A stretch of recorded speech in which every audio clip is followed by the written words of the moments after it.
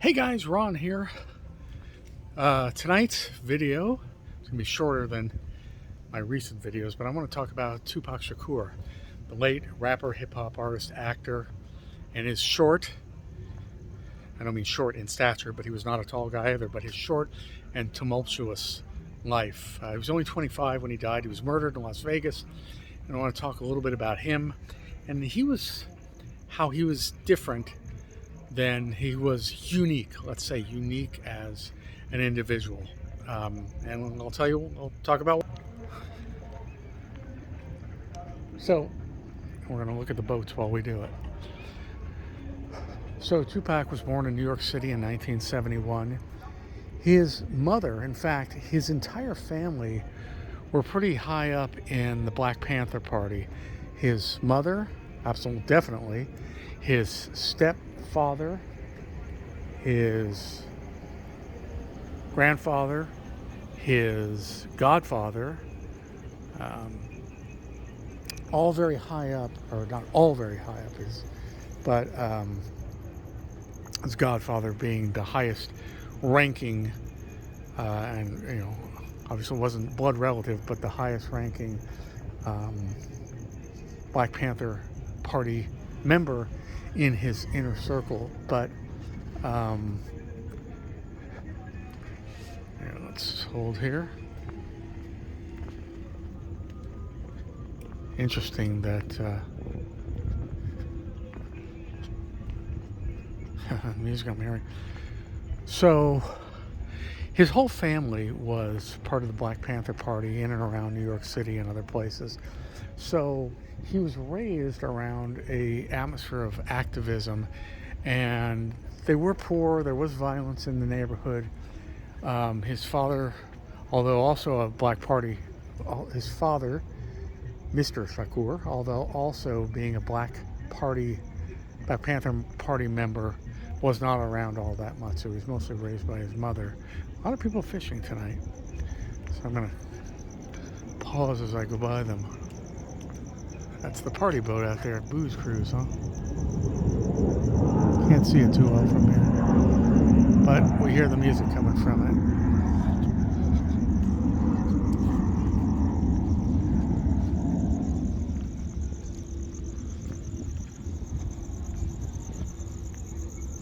So his entire family was involved in the Black Panther Party. Now his mother was struggling financially and actually became addicted to crack cocaine.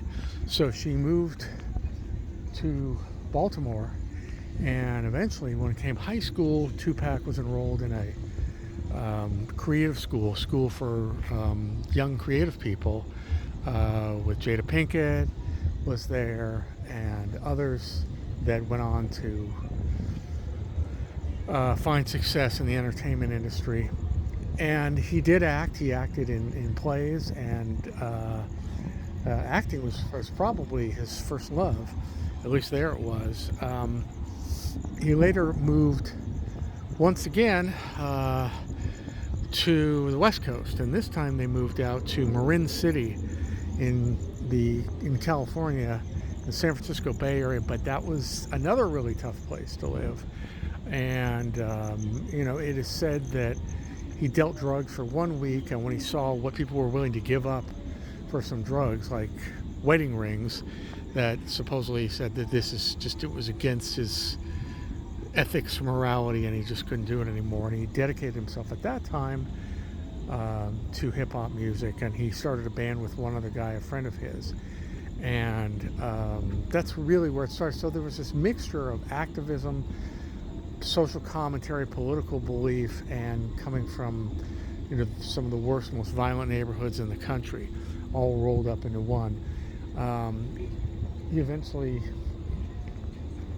very crowded here tonight, he eventually became a dancer and then got a record deal. I mean, his first album was very, very successful. And what followed was a life of, Tupac reportedly became not reportedly, it's factually, became very famous very quickly, and all the trappings that go with sudden wealth and fame for a very, very young guy, was pretty typical of what you'd expect.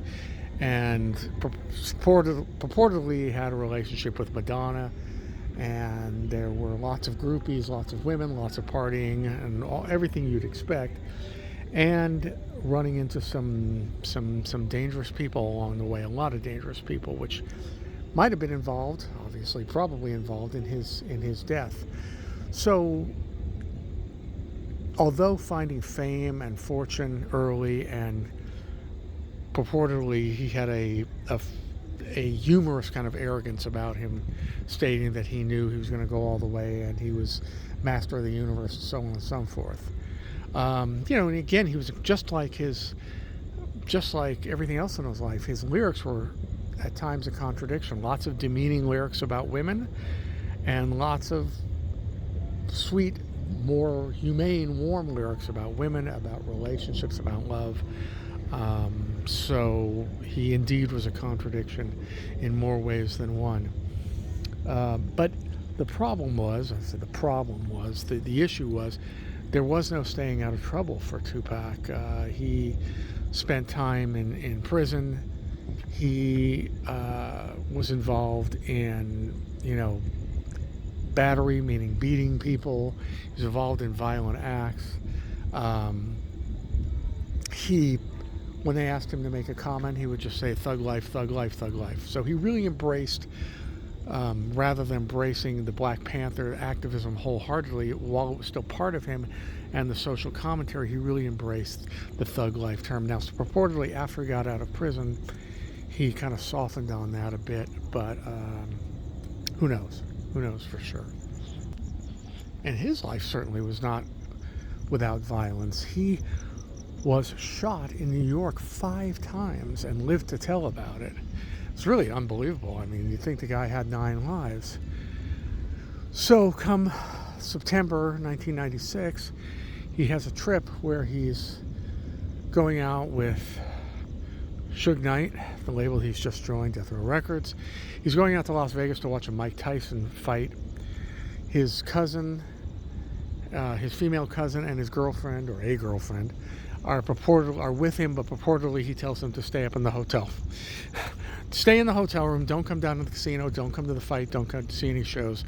Why? I don't know. It's anybody's guess. But apparently that's what he told them, and that's what they did.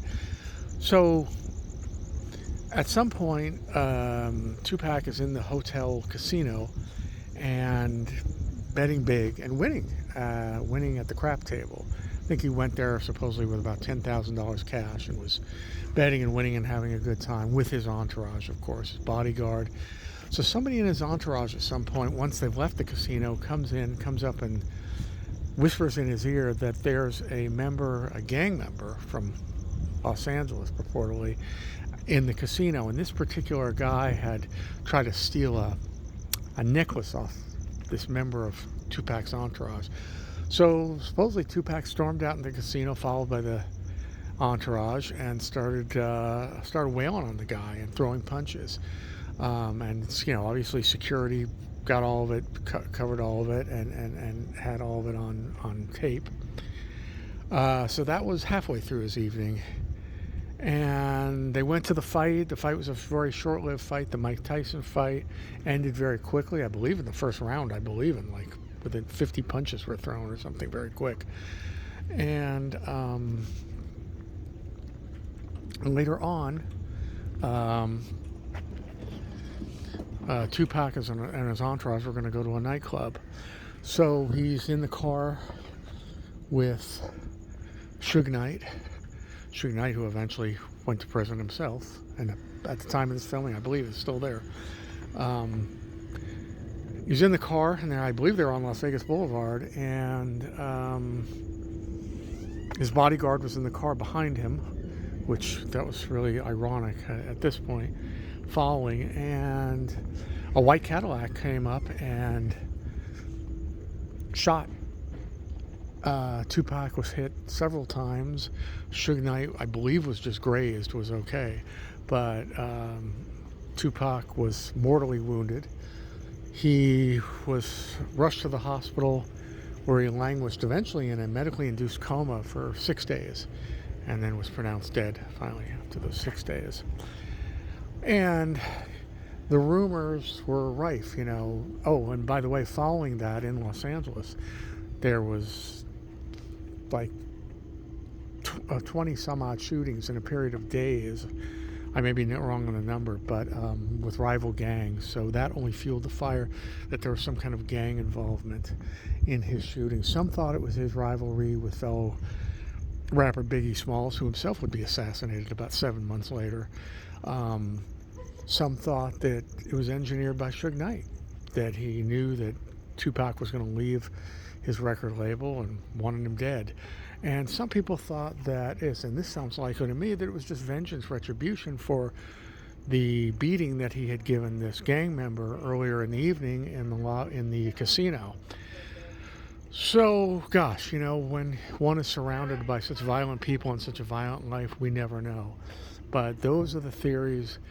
He went on to sell just incredible amount, like 75 million albums, but became much more famous, which often happens posthumously, than during his lifetime. But high-selling artist, like I said, this contradiction of political activism, mostly based on everyone in his family basically being part of the Black Panther Party, and probably communism, I assume, was the political persuasion that they followed, and street life and social activism and things of that nature. So a short, tumultuous life, and who knows what would have happened had he lived. I assume his popularity would have kept growing, but you know, we'll never know. Again,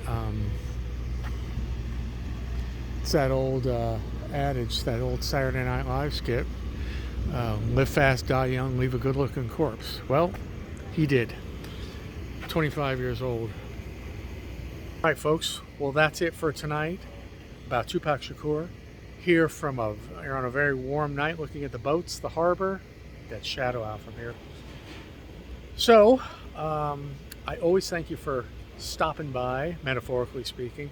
Thanks for watching. Thanks for listening. Guys, if you haven't already subscribed to the channel, please do so. And if you do subscribe, please hit the little bell icon next to the subscription button. Then you'll be notified when I post. And please give the channel likes, folks, because, you know, that affects the algorithm of YouTube and encourages other people to come view my channel. And comment if you see fit. All right, folks, I'll see you at the next location. Ron signing out. Thank you. Bye-bye.